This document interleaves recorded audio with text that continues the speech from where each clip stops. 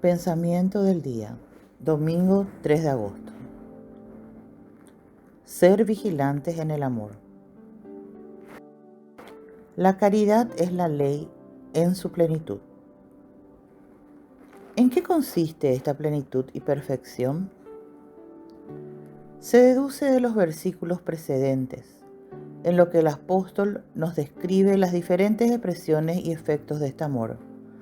Ante todo, el verdadero amor del prójimo, que no hace ningún mal.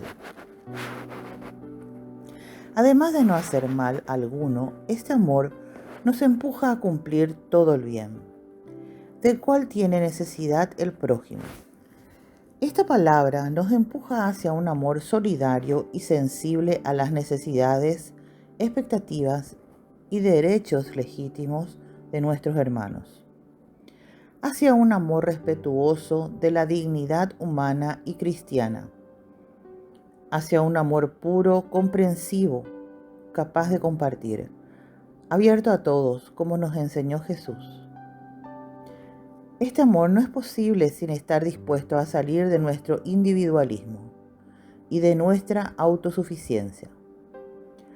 La primera condición para actuar el amor cristiano es la de no ir nunca contra los mandamientos de Dios.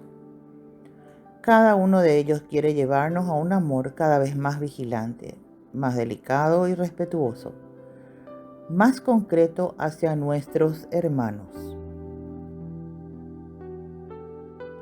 Chiara Lubich, fragmento del comentario de la Palabra de Vida de septiembre de 1993.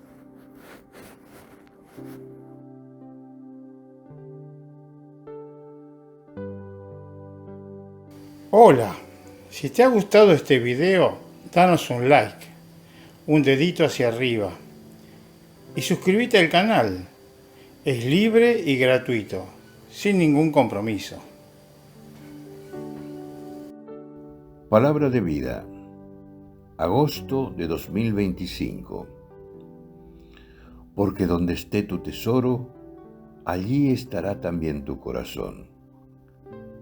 Lucas capítulo 12, versículo 34.